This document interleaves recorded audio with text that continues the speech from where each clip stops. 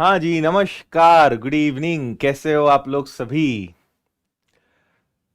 तो मोनिका, निधि, अभिलाषा, रेखा, छाया, स्मिता, आदर्श, रानी, मंजीत, सौरभ, अमन, पिंकी, राम प्रताप, जय हिंद, सौरभ, आस्था, अनु, नेहा, दिव्या, इरशाद, सौरभ, वंशिका, सभी को गुड इवनिंग। आज बारी है मेंसुरेशन यानी क्षेत्रमिति की, तो इसको जरा बढ़िया तरीके से समझते हैं और कुछ अच्छे अच्छे सवाल करते हैं, है ना। और आपको फॉर्मूले याद होने चाहिए बेसिकली 2D और 3D के, यानी आयत, वर्ग, वृत्त, गोलन, बेला, शंकु, त्रिभुज, चतुर्भुज, प्रिज्म, पिरामिड, छिन्नक, है ना। Square, rectangle, circle, cylinder, cone, sphere, hemisphere, pyramid, prism, frustum, ये सब याद होने चाहिए। चलो, तो आपको पता है कि क्लास के खत्म होते ही पीडीएफ आपको मिल जाएगी टेलीग्राम पर। टेलीग्राम पे विनर्स के 3 ग्रुप्स हैं, इन तीनों को आप ज्वाइन करें। सबसे पहला है रोज प्रैक्टिस के लिए एक विनर्स प्रैक्टिस जोन है, इसको जुड़ जाइए। एक ओवरऑल विनर्स का ग्रुप है जिसपे सारी जानकारियां, लेटेस्ट अपडेट्स मिलते हैं। और अभी अभी हमने यूट्यूब की क्लासेस के लिए पीडीएफ्स के लिए अलग से बनाए, जिसपे सिर्फ आपको यूट्यूब की पीडीएफ्स मिलेगी, और वो है यूट्यूब क्लासेस के लिए द विनर्स इंस्टीट्यूट, और यहां पे लिखा है यूट्यूब क्लासेस पीडीएफ्स। सभी की लिंक डिस्क्रिप्शन में है, आप वहां से भी जुड़ सकते हैं।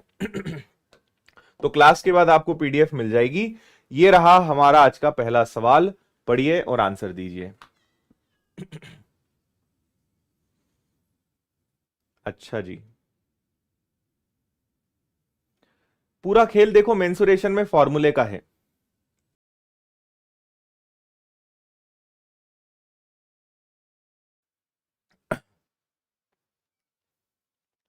ठीक है, देखिए आपसे कहा है समकोण त्रिभुज का क्षेत्रफल ज्ञात कीजिए जिसका कर्ण 78 है और आधार 72 है। समकोण त्रिभुज कैसा दिखाई देता है? तो समकोण त्रिभुज कुछ इस प्रकार का दिखाई देता है ना भाई। आपसे कहा गया है कि कर्ण 78 है। कर्ण कितना है? तो कर्ण है 78, और आधार कितना है? तो आधार है 72।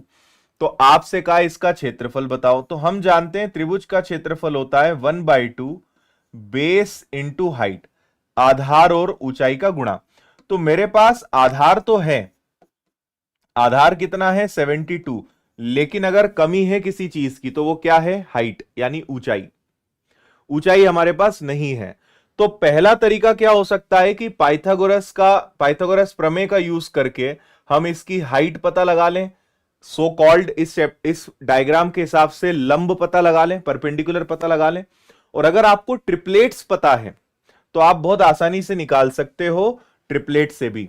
यहां पे 5, 12 और 13 का ट्रिपलेट चल रहा है। अगर आप सब में 6 का गुणा कर दें तो 13 × 6 आएगा 78, 12 × 6 आ जाएगा 72, तो भाई 5 × 6 आ जाएगा 30। तो 30, 72 और 78 का ट्रिपलेट चल रहा है। इट मींस यहां पे क्या आएगा? 30। तो इसकी हाइट कितनी हो जाएगी? इसकी हाइट हो जाएगी 30। तो बस 2 से कैंसिल हुआ ये 36 बार, और 36 का 3 गुना 108 के आगे जीरो लगेगा। 1080 आपका आंसर है। ट्रिपलेट्स पढ़ लेना, आप YouTube पे सर्च करोगे ट्रिपलेट्स और उसके आगे मेरा नाम लगा देना बाय आदित्य पटेल, वीडियो मिल जाएगा, देख लो एक बार क्या होता है। अगर नहीं पता कि ट्रिपलेट्स क्या है, पता होना चाहिए, ट्रिग्नोमेट्री का पार्ट है ये। हम्म, क्लियर। और पाइथागोरस थ्योरम से तो आप निकाल ही सकते हो। देखो ये चैप्टर पूरे तरीके से फॉर्मूला बेस्ड है, फॉर्मूला याद है तो कुछ कर पाओगे, नहीं तो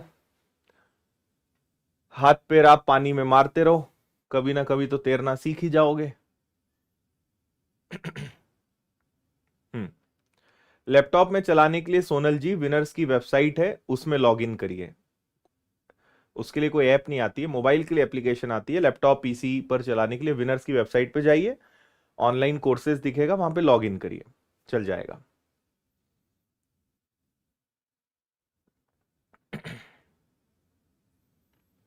चलिए क्या कह रहे हैं भाई?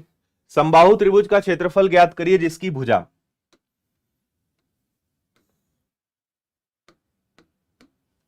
समबाहु त्रिभुज मतलब क्या होता है, जिसकी तीनों भुजाएं कैसी हो, all three sides are equal.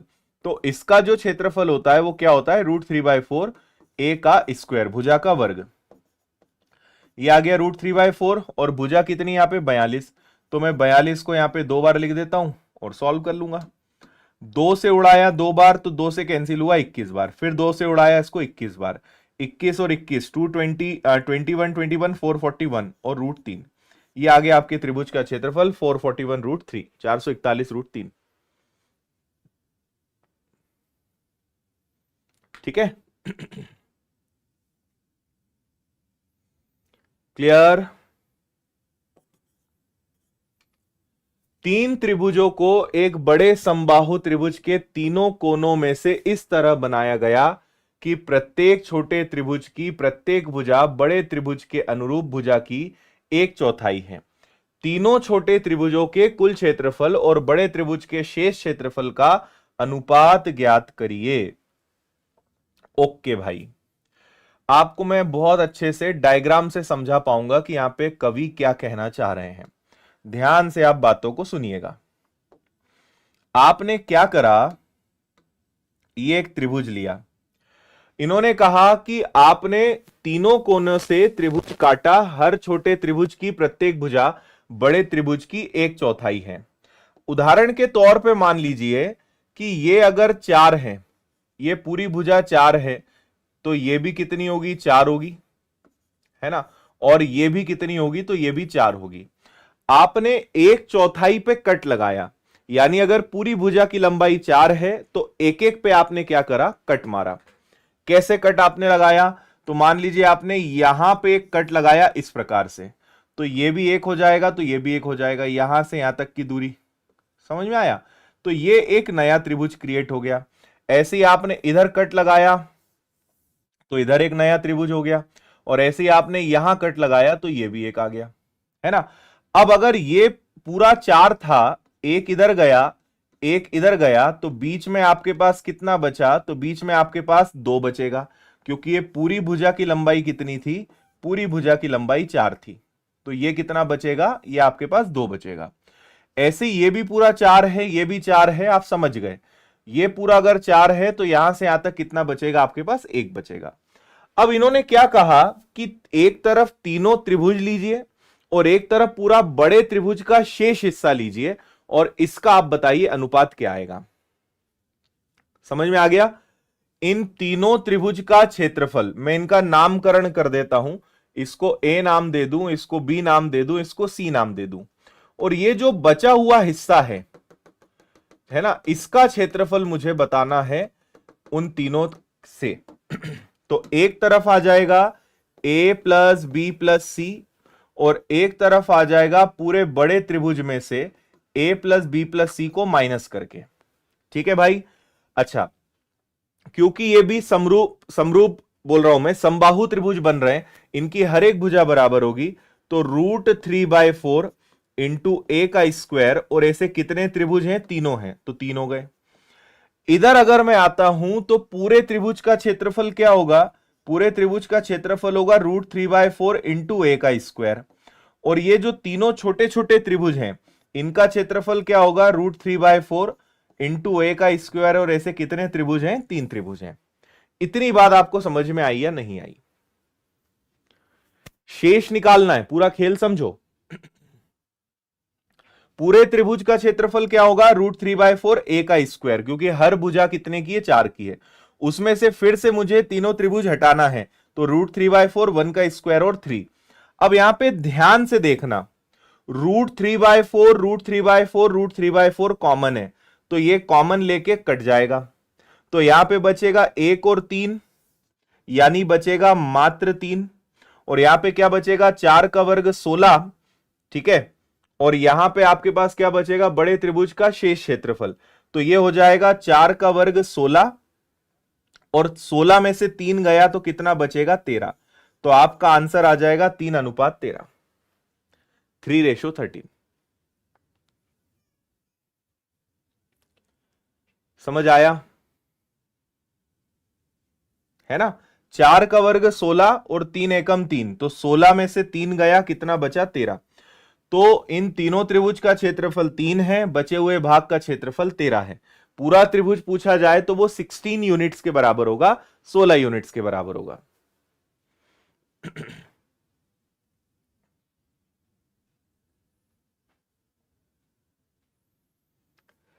Clear? कोई तकलीफ?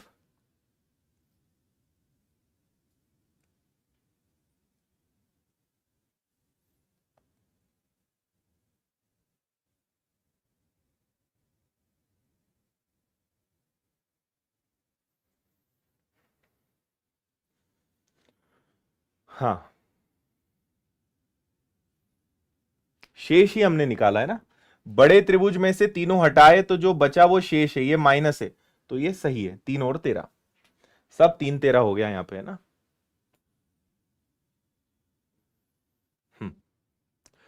समांतर चतुर्भुज का आधार उसकी ऊंचाई से 3 गुना है, क्षेत्रफल 588 है, आधार और ऊंचाई ज्ञात करिए। समांतर चतुर्भुज का आधार उसकी ऊंचाई से 3 गुना है। तो अगर मैं एक समांतर चतुर्भुज यहां पे ड्रॉ करता हूं तो वो कुछ इस प्रकार से बनेगा। समांतर चतुर्भुज, आधार ऊंचाई से 3 गुना है। अगर इसकी ऊंचाई को मैं x लेता हूं तो इसका आधार जो है वो क्या हो जाएगा, 3 गुना यानी 3x, और क्षेत्रफल आपको दिया हुआ है 588। हाँ, ठीक है यहां तक।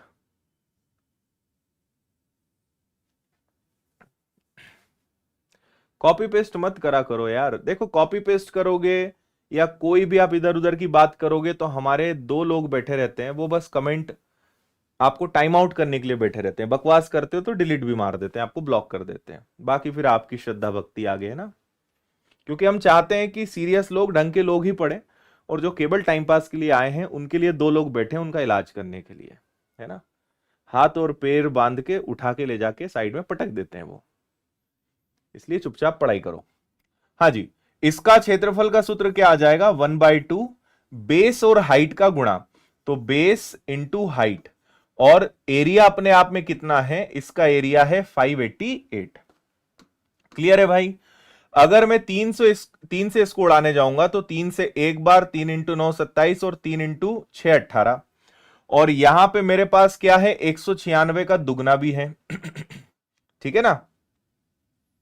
1 मिनट, 1/2 बेस इंटू हाइट, केवल बेस इंटू हाइट हम यहां पे लेंगे ना, बेस इंटू हाइट। 1/2 तो त्रिभुज में चला जाएगा, केवल बेस इंटू हाइट, है ना। चतुर्भुज है, 1/2 बेस इंटू हाइट नहीं लेंगे, केवल बेस और हाइट लेंगे। त्रिभुज होता तो 1/2 लेते, मैं त्रिभुज का फॉर्मूला लिख रहा हूं। चलो, तो ये आ गया आपका x का स्क्वायर, और ये आ गया आपका 196, जो किसके बराबर है, 14 के। तो इसकी ऊंचाई कितनी है, इसकी ऊंचाई 14 है, जबकि इसकी भुजा जो है वो कितनी है, 14 तिया 42 है। तो 42 और 14 ये आपका आंसर आ जाएगा। ठीक है। हाँ, क्या गलत बात है बताओ, नहीं होना चाहिए ऐसा। आप गप्पे मारो तो फिर क्या मतलब है क्लास का। हाँ, ओनली बेस इंटू हाइट में ट्राइंगल का फॉर्मूला लगा रहा था, अब ठीक है ना। चलिए क्वेश्चन नंबर 5।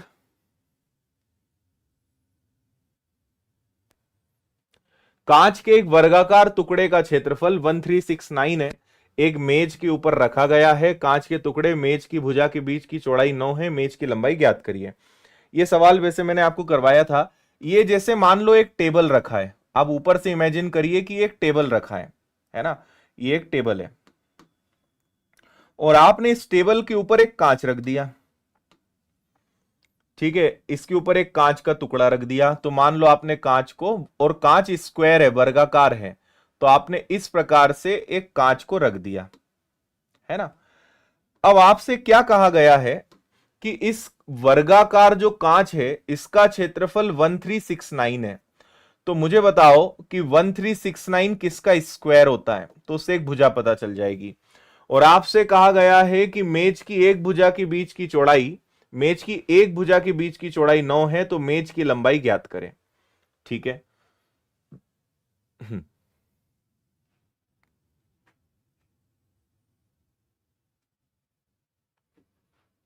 बोलो जल्दी।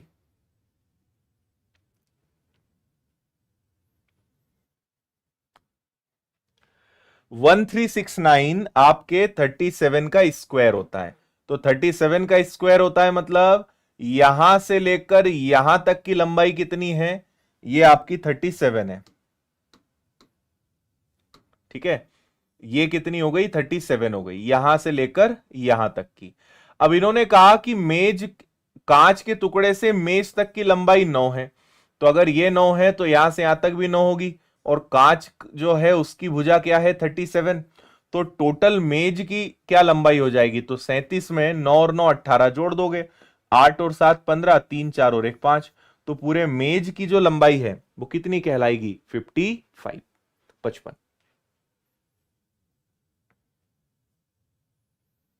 ठीक है।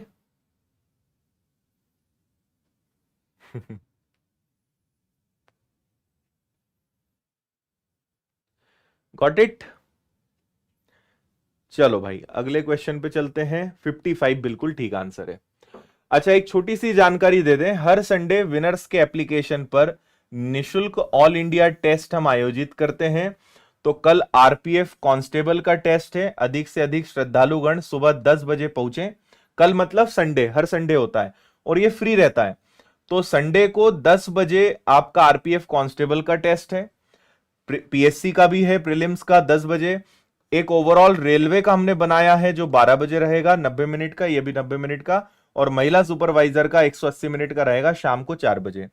तो विनर्स एप्लीकेशन में जो फ्री टेस्ट सेक्शन है वहां पे आपको ये दिखेगा, तो पहुंचिए और टेस्ट लगाया करो। फ्री टेस्ट है, हर बार लगाया करो। ठीक है, सब परिवार पहुंचना है सभी श्रद्धालुओं को। और कल से नया बैच विनर्स के एप्लीकेशन पे चालू हो चुका है, 30 अप्रैल तक हमने इसको बढ़ाया है, तो आप आने वाले 3-4 दिनों में चाहे तो इसको ले सकते हैं। कल से नया लाइव 0 लेवल से बैच स्टार्ट हो चुका है ना। तो बाकी सब जानकारी मैं आपको कई दिनों से दे ही रहा हूं, तो अगर आपको आरपीएफ एसआई कांस्टेबल ज्वाइन करना है तो इसको कर लेना। और अगर एनटीपीसी ग्रुप डी के हिसाब से जुड़ना है तो फाउंडेशन है। फिर आपको अगर मेरा मैथ्स चाहिए तो रेलवे और मैथ्स फाउंडेशन कॉम्बो ले लो। इंदौर आके पढ़ना है तो ऑफलाइन आ जाओ। किताबें भी उपलब्ध हैं, और ये किताबें आपके पास होनी चाहिए, सामान्य विज्ञान की है ना, सामान्य अध्ययन की, वन लाइनर किताबें, मैथ्स की, रीजनिंग की, जीएस की, साइंस की, ये सारी किताबें उपलब्ध हैं। चलिए नेक्स्ट क्वेश्चन देखिए, आंसर बताइए।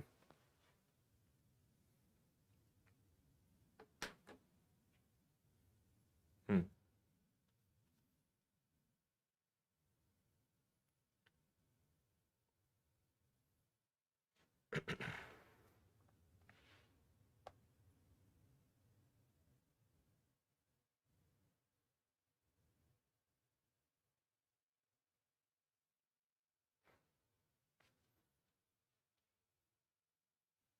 अच्छा, नमस्ते भाई दिलीप कुमार, राजस्थान से। एक वर्ग का परिमाप 56 सेंटीमीटर लंबाई, 42 सेंटीमीटर चौड़ाई वाले आयत के परिमाप के बराबर है। अर्धवृत्त का परिमाप ज्ञात करें जिसका व्यास वर्ग की भुजा के बराबर है। देखो, आप पहले रेक्टेंगल यानी आयत से स्क्वायर पे जाओगे, फिर स्क्वायर से आप सर्कल पे जाओगे, ऐसा कुछ खेल यहां पे चल रहा है। तो सुनिएगा बात, वर्ग का परिमाप आयत के परिमाप के बराबर है। आयत का परिमाप होता है 2l प्लस बी लंबाई धन चौड़ाई, और वर्ग का परिमाप क्या है? 4a है। ठीक है, तो पहले वैल्यू पुटिंग करते हैं, फिर अर्धवृत्त का परिमाप पता लगाना है जिसका व्यास वर्ग की भुजा के बराबर है। तो जो आपका अर्धवृत्त होता है, अर्धवृत्त यानी आधा वृत्त, तो इसकी जो त्रिज्या है वो आपके वर्ग की भुजा के बराबर है, और इसका परिमाप बताना है तो फॉर्मूला आता है पाई आर प्लस 2r। अगर इसका परिमाप बताना है तो पाई आर प्लस 2r। ठीक है भाई, आ जाओ इधर। तो यहां पे वैल्यू पुटिंग करो, ये आ गया 2 लंबाई धन चौड़ाई, तो लंबाई और चौड़ाई को जोड़ देते हैं, 5 और 4 9, 6 और 2 8 यानी 98। और इधर आ गया आपका 4 इंटू ए। तो 2 से ये गया 2 बार, 2 से ये कैंसिल हो गया 49 बार। तो प्रत्येक भुजा की लंबाई क्या है? 49 है। अगर प्रत्येक भुजा 49 है तो इसकी त्रिज्या भी क्या होगी? 49 होगी। तो ये आ गया आपका 22/7 इंटू त्रिज्या यानी 49 प्लस 2 गुणा त्रिज्या यानी फिर से 49। इसको सॉल्व करो और आंसर बताओ। अर्धवृत्त का परिमाप।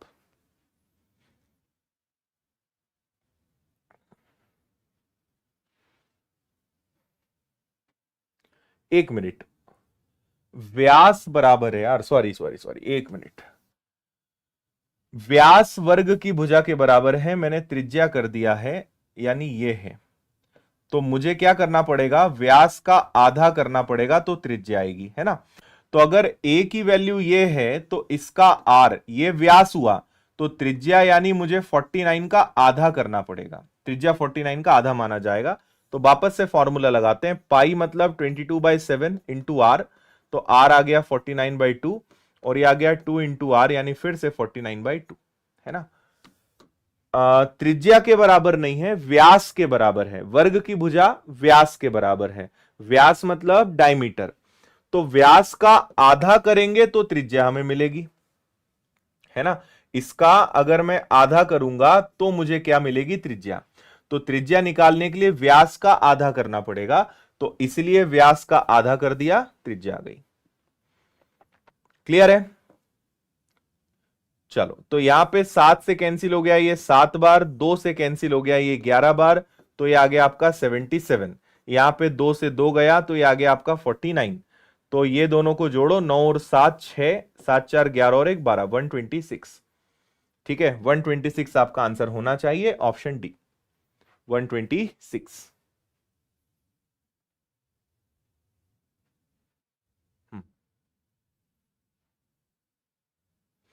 रीजनिंग की इंग्लिश मीडियम आ चुकी है भाई, ऑर्डर कर सकते हो आप।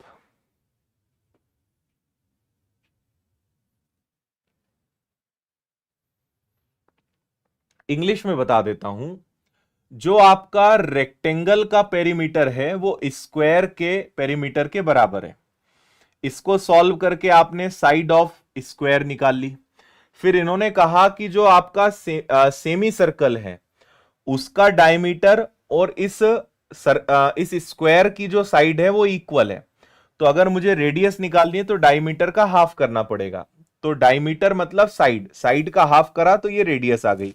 अब सेमी सर्कल का पेरीमीटर का फॉर्मूला होता है ये वाला, पाई आर प्लस 2r। तो बस हमने वैल्यू पुटिंग करी, आंसर आ गया। ठीक है, फॉर्मूले से फॉर्मूला कनेक्ट करना है बस, और कुछ नहीं है। ठीक है दिव्यांश, इंग्लिश में बता दिया हमने। चलिए आगे।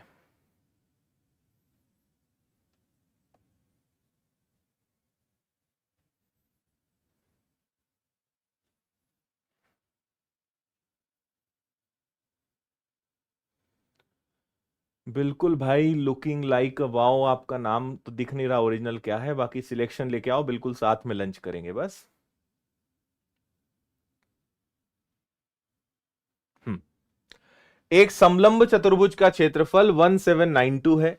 समांतर भुजाओं के बीच लंबवत दूरी 28 है। समांतर भुजाओं में से एक की लंबाई 72 है। दूसरी भुजा की लंबाई ज्ञात करें। समलंब चतुर्भुज यानी होता है ट्रेपेजियम। ये कुछ इस प्रकार का दिखता है। ठीक है, इसमें एक भुजा मान लो ये है, एक भुजा ये है, और ये इसकी क्या कहलाती है? हाइट कहलाती है। तो अगर मुझे इस ट्रेपेजियम का एरिया निकालना है तो वो होता है 1/2 सम ऑफ बोथ साइड्स, दोनों भुजाओं का योग इंटू ऊंचाई। ठीक है, तो आपको क्षेत्रफल दिया है विच इज 1792। यहां पे आ गया 1/2। एक साइड, एक भुजा तो पता है कि एक भुजा 72 है, दूसरी नहीं पता। और इसकी ऊंचाई, दोनों भुजाओं के बीच की दूरी इज इक्वल टू उसकी हाइट, जो क्या दी हुई है? 28 दी हुई है। इसको सॉल्व करो और ए की वैल्यू पता लगाओ। कर लोगे? हम्म क्या बात है भाई, बड़े फास्ट हो तुम लोग तो। जितेंद्र सिंह लोधी ने सबसे पहले सही आंसर दिया है, फिर चंद्रगुप्त मौर्य, उसके बाद रीना, रॉकस्टार, आयशा, अंजलि, अभिषेक, फिर तो बहुत सारे लोग आ गए हैं ना आगे। गुड।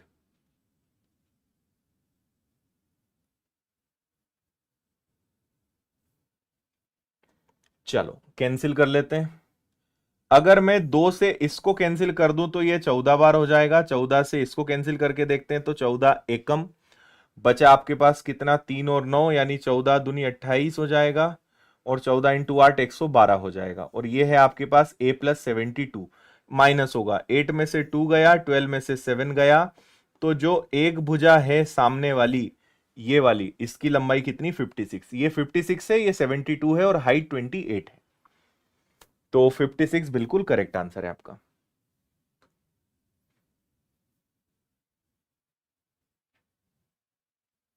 ठीक है। एक समचतुर्भुज मैदान में, समचतुर्भुजाकार मैदान में है ना, यानी रोम्बस है, समचतुर्भुज है, रोम्बस। रोम्बस मतलब इस प्रकार का खुरमा वाला जो होता है ना अपना, खुरमा वाला, ऐसा ऐसा, जिसकी चारों भुजाएं कैसी होती है, बराबर होती है। और इसमें मेन खेल इसके विकर्ण का होता है, डायगोनल का होता है। एक विकर्ण आपको दिया हुआ है, दूसरा विकर्ण आपको पता लगाना पड़ेगा, फिर एरिया। ये कहलाता है इसका डायगोनल, पहला डायगोनल, और इधर से ले लेते हैं दूसरा डायगोनल। ठीक है। इसका जो एरिया होता है ना, उसका फॉर्मूला होता है आपका 1/2 पहला विकर्ण गुणा दूसरा विकर्ण। इससे आप इसका क्षेत्रफल निकाल सकते हो, है ना। आपसे कहा है कि इसकी एक भुजा 122 है।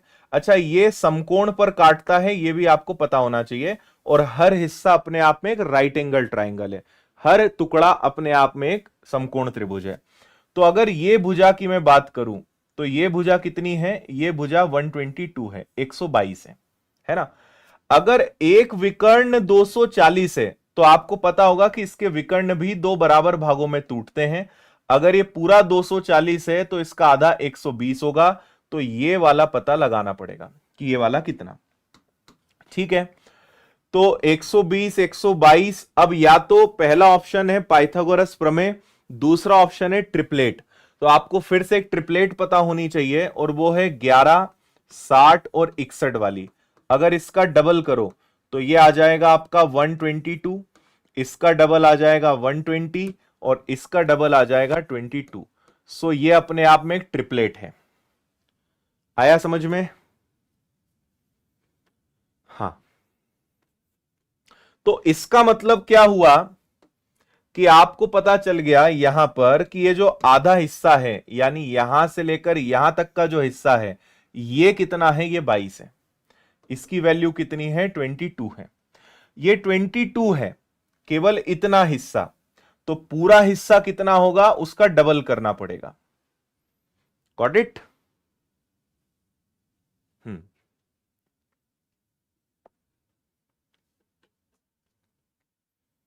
बिल्कुल ठीक है। चलो, तो यहां पे क्या हो जाएगा, ये हो जाएगा 1/2 पहला विकर्ण। तो एक विकर्ण कितने का है, एक विकर्ण 240 का है, और दूसरे विकर्ण का आधा 22 है, तो पूरा कितना होगा, पूरा 44 होगा। बस इसको सॉल्व कर लो। तो 2 से इसको ही कैंसिल कर देते हैं 120 बार। तो ये आपका आ गया 0। 12 इंटू 4 48, 48 और 4 52। तो 5280 सी आपके प्रश्न का आंसर है।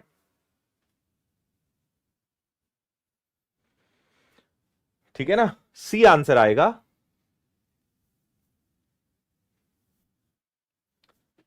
ये आधा हिस्सा 22 है, तो पूरा विकर्ण क्या कहलाएगा, 44। तो इसलिए 5280 करेक्ट आंसर है।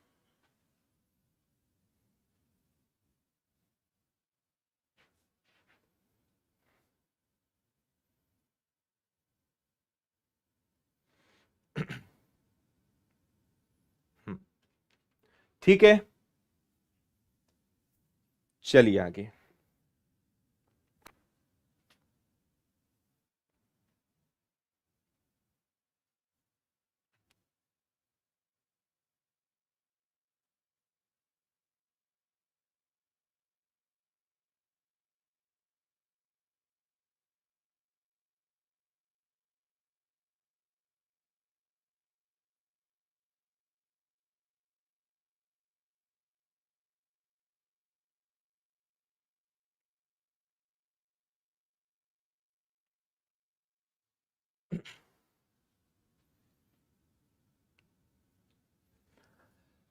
बहुत सिंपल क्वेश्चन है, वापस से वही है, इस बार दोनों विकर्ण दिए हुए हैं तो कोई मेहनत वाला काम ही नहीं है। पहला विकर्ण दूसरा विकर्ण डिवाइडेड बाय 2, तो आप डायरेक्ट एरिया निकाल पाएंगे। ये कैंसिल होगा 20 बार, 39 का डबल हो गया आपका 780, ये आपका एरिया आ गया। Very very simple. ठीक है जी।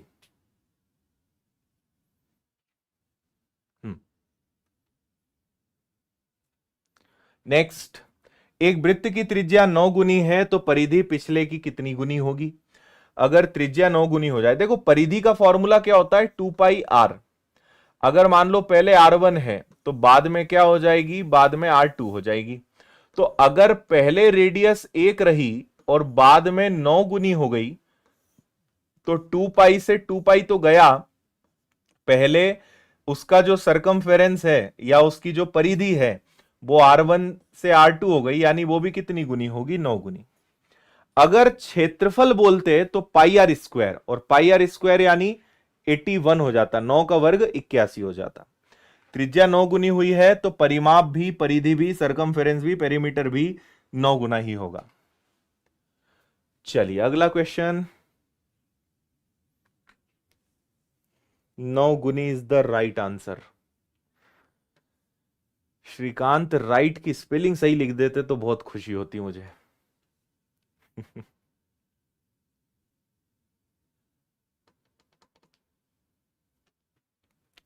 चलिए, क्या कह रही है जनता यहां पर, 13√3 सेंटीमीटर विकर्ण का एक घन है ना भैया?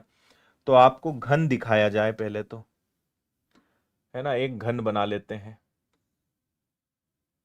ये एक घन बनाया, दिख रहा है? अब दिखेगा, देखो ये एक घन है और मुझे इससे क्या बनाना है, मुझे इससे एक घनाभ बनाना है। तो आपको घनाभ भी दिखा देते हैं। ये देखो, ये घनाभ बना दिया हमने।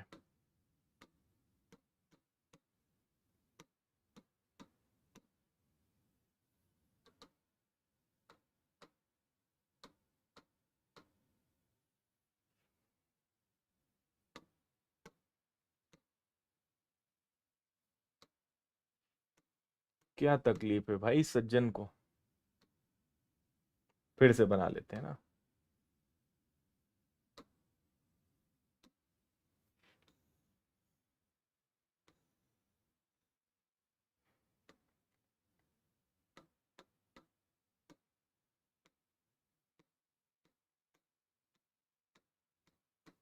यहां दिक्कत आ रही है कुछ इसमें ना। चलो समझ तो गए आप डायग्राम इतने से कि ये क्या है, घनाभ है। घन मतलब पासा, डाइस, सभी भुजाएं बराबर। और घनाभ मतलब जिसकी लंबाई चौड़ाई ऊंचाई सब कैसी हो, अलग अलग हो। तो आपको घन का विकर्ण दिया है, घन के विकर्ण का फॉर्मूला होता है √3 × a, और जो एक्चुअल में कितना है, 13√3 है, 13√3 है। ठीक है भाई, तो ये आपका कैंसिल हो गया। तो आपको घन की प्रत्येक भुजा कितनी मिल गई, घन की प्रत्येक भुजा 13 मिल गई।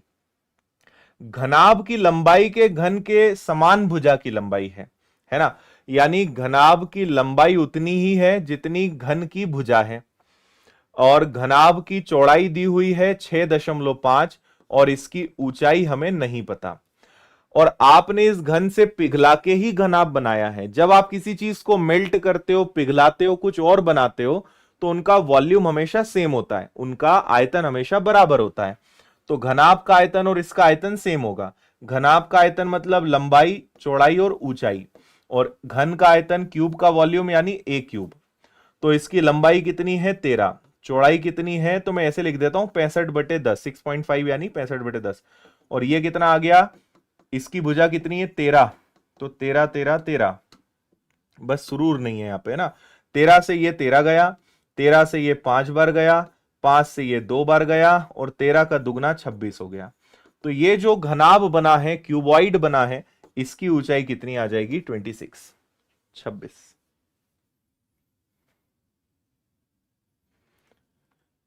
ठीक है। हम्म।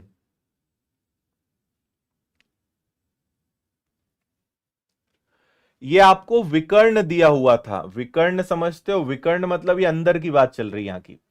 तो विकर्ण का फॉर्मूला होता है √3 इंटू ए। तो इससे मुझे भुजा मिली, जितनी इसकी भुजा है उतनी इसकी लंबाई है। तो साइड और लेंथ इक्वल, चौड़ाई दी हुई है, ऊंचाई पता लगाना है। और ऐसे केस में हमेशा आयतन को वॉल्यूम को सेम करते हैं। तो आयतन आपको दिया हुआ है, सॉल्व कर लो। हम्म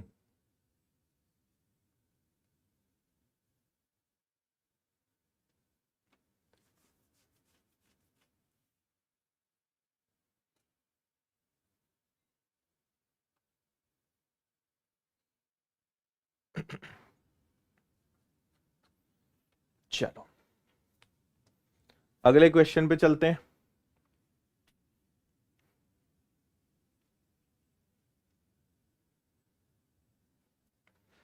22 मीटर लंबे, 14 मीटर चौड़े, 4 मीटर खेत में 4 मीटर लंबा, 2 मीटर चौड़ा, 15.5 मीटर गहरा गड्ढा खोदा। इससे जो मिट्टी निकली उसको बाकी हिस्से में बिछाया, तो खेत के स्तर में कितने की वृद्धि हुई। मैं आपको वैसे सेम क्वेश्चन हमेशा मैंने इस चैप्टर को पढ़ाया जब क्लास में है तो कराया है, एक बार फिर से आपको बताता हूं। जस्ट इमेजिन कि ये खेत है, ये पूरा क्या है, एक खेत है। बॉर्डर बना लेते हैं अपन इसकी ना, ये खेत है। इस खेत में मैंने कहीं पर भी एक कोने में एक गड्ढा खोदा, कहीं भी ले लो। तो मैंने यहां पे क्या करा, एक गड्ढा खोदा इस प्रकार का। ठीक है, अब जो ये गड्ढा मैंने यहां पे खोदा है,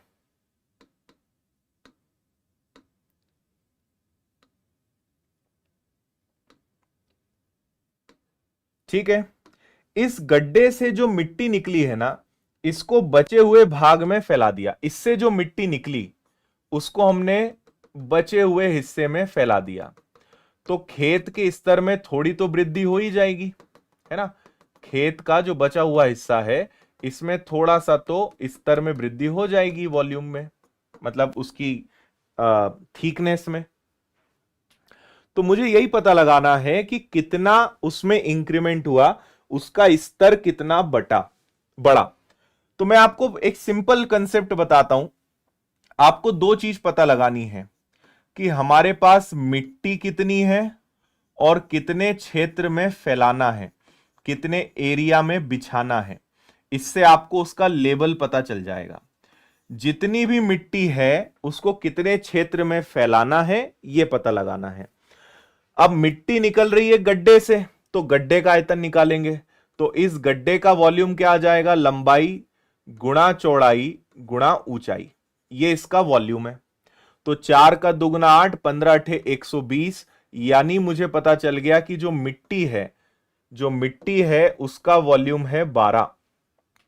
मिट्टी निकल रही गड्ढे से, तो गड्ढे का आयतन निकालेंगे। गड्ढे का आयतन यानी वॉल्यूम, लंबाई चौड़ाई और ऊंचाई, है ना, यही आएगा। ठीक है, अब मुझे खेत का बचा हुआ हिस्सा निकालना है। जो ग्रीन दिख रहा है ना भाई, पूरा खेत क्या है, पूरे खेत का एरिया है 22 और 14। तो 22 और 14 में से पूरे खेत का क्षेत्रफल है 22 इंटू 14, और मुझे वो हिस्सा निकालना है जितने, ये गड्ढा तो हट जाएगा ना, इसको तो हटा देंगे हम। तो इसकी लंबाई 4 है और चौड़ाई 2 है, तो गड्ढे का क्षेत्रफल माइनस करेंगे। तो 14 का दुगुना 28, और 28 और 2 हो जाएगा 30, 4 का दुगुना 8, यानी जितने हिस्से में मिट्टी बिछानी है वो 300 है। ठीक है, इतने में मिट्टी बिछानी है। अब इससे आंसर मुझे मीटर में मिलेगा, जबकि ऑप्शन सेंटीमीटर में है। तो 1 मीटर में 100 सेंटीमीटर होते हैं, तो उसका गुणा कर देते हैं। आपके 2 जीरो से 2 जीरो गए, 3 से कैंसिल हो गया 4 बार। तो आपके खेत के स्तर में 4 सेंटीमीटर की वृद्धि होगी। डी आपका आंसर है। आया समझ में? पूरे खेत का क्षेत्रफल कितना है, तो लंबाई हो गई 22, चौड़ाई हो गई 14, पूरे खेत का क्षेत्रफल 308। इस गड्ढे ने कितनी जगह घेरी है, मुझे केवल इसका क्षेत्रफल चाहिए। तो इसकी लंबाई कितनी है, इसकी लंबाई 4 है और चौड़ाई कितनी है, 2 है। तो 4 का दुगना 8, इतना क्षेत्र हमने हटा दिया। आप समझिए कि यह क्षेत्र गया, है ना। अब इतने में मिट्टी बिछानी है, तो 308 में से 8 गया, इतने क्षेत्र में मिट्टी बिछेगी, वो हमारे पास 300 है। और मिट्टी कितनी है, तो उसके लिए मुझे गड्ढे का आयतन निकालना पड़ेगा, यानी लंबाई चौड़ाई और ऊंचाई का फॉर्मूला लगाना पड़ेगा। और मेन सारे कंसेप्ट में मेन कंसेप्ट यह है कि भैया कितनी मिट्टी है और कितने क्षेत्र में फैलाना है, यह मेन मुद्दे की बात है। समझे?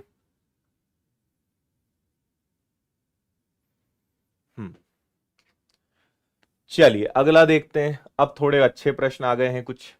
24 सेंटीमीटर आंतरिक त्रिज्या वाला एक अर्ध गोलाकार कटोरा है जो भरा हुआ है। इस द्रव को बेलनाकार बोतल में भरना है, हर बोतल का इतना इतना, तो कितनी बोतल की आवश्यकता पड़ेगी?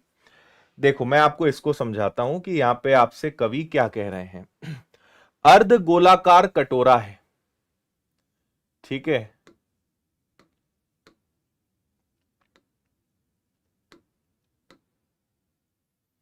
आपके पास कैसा है, एक अर्ध गोलाकार कटोरा है इस प्रकार का, ठीक है।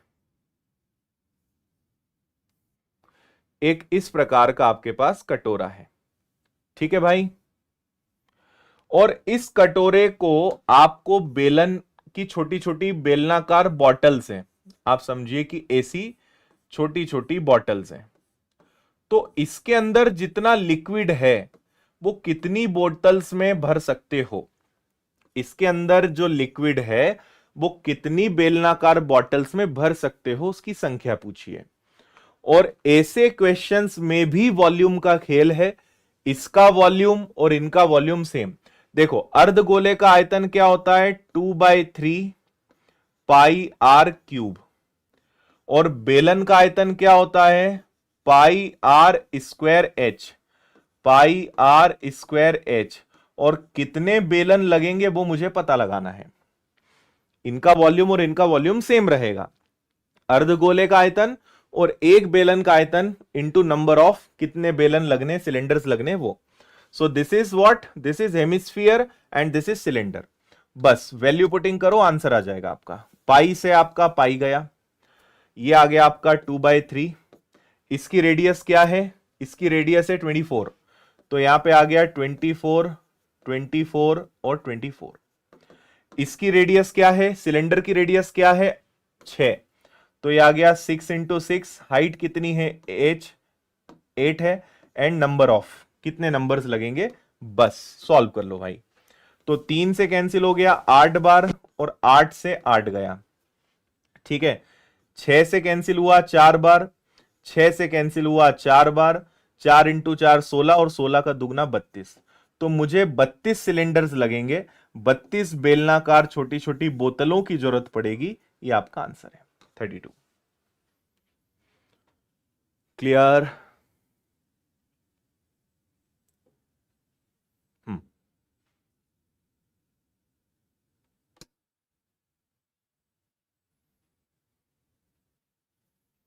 कौनो दिक्कत?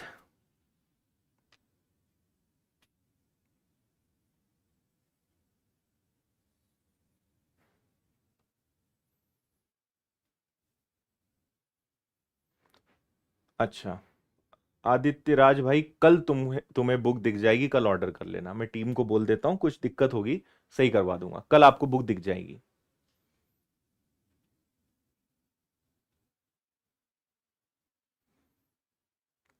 ठीक है,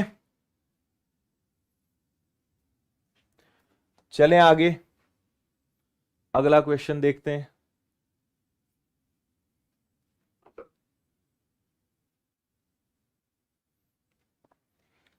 कुआं आ गया भैया, कुएं की मिट्टी निकालो और उसी के आसपास बिछा दो, ठीक है। ये एक कुआं है, ऊपर से देख रहे हो आप, है ना, नहीं तो बोलोगे ये कैसा कुआं है। कुआं होता है बेलनाकार, सिलिंड्रिकल होता है। आप सोचो कि आप कुएं को ऊपर से देख रहे हो, है ना। तो आपने एक कुएं से मिट्टी निकाली, तो इसी कुएं को मैं कॉपी करूंगा। और आपने इस कुएं इधर से जो मिट्टी निकाली इसके चारों तरफ बिछा दिया।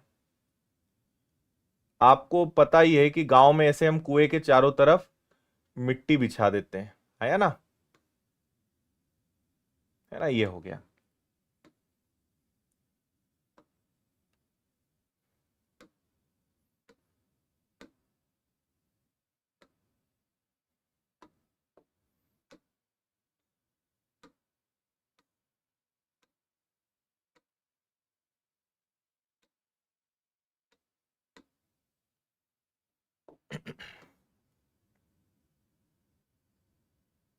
डायग्राम से क्या समझ में अच्छा आता है? तो अंदर जो आपको दिख रहा है वो कुआं है, उसकी मिट्टी आपने निकाली और इसको आपने क्या करा, चारों तरफ बिछा डाला। इसको भी मैं ऐसे ही कर देता हूं तो आपको वो सही दिखेगा। ठीक है,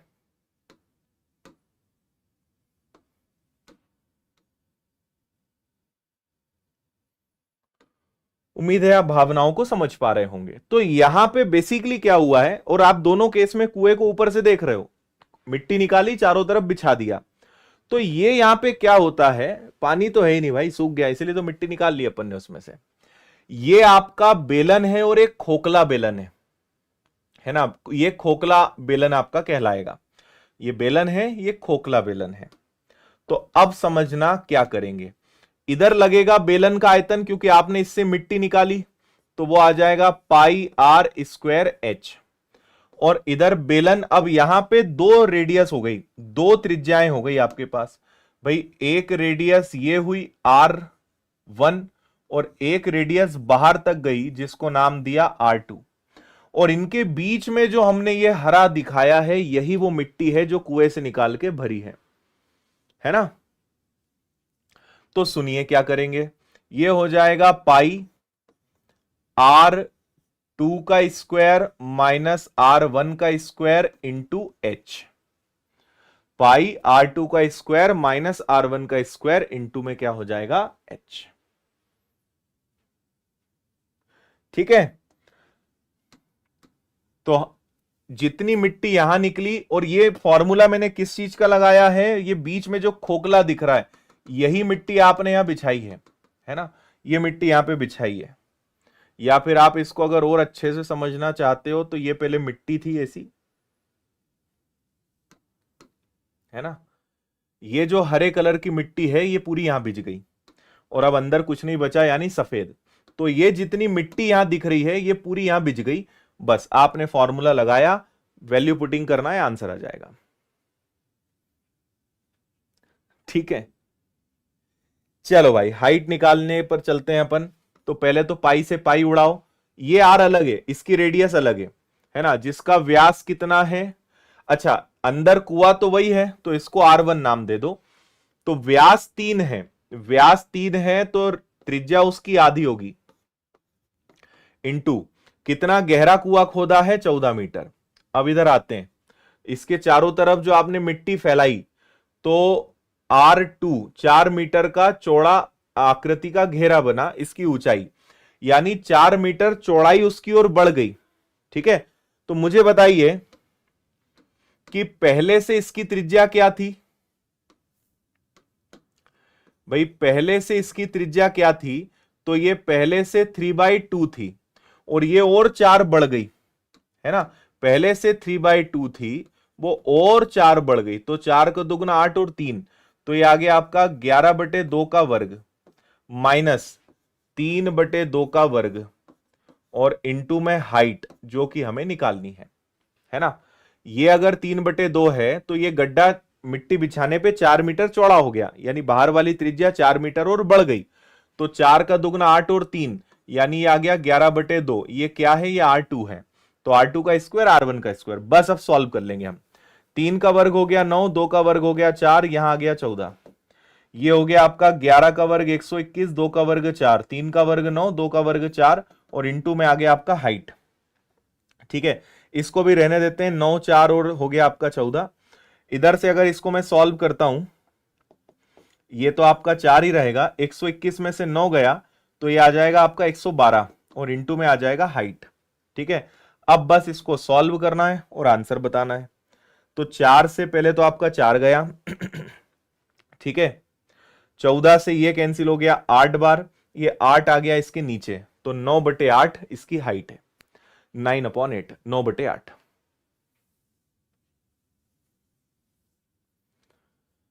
आया आनंद?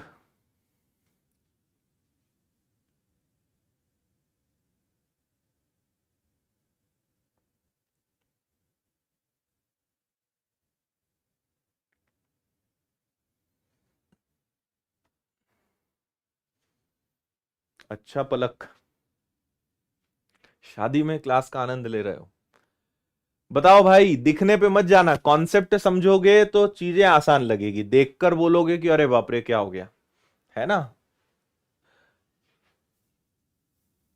इसी मिट्टी को आपने कुएं के चारों तरफ बिछाया तो ये बेलन है और अब ये खोखला बेलन हो गया, बस इतना फर्क है। चलो भाई, ये सवाल हम आपको होमवर्क में देंगे, इसको आप लोग करके बताना, अगर बने कमेंट करना मुझे।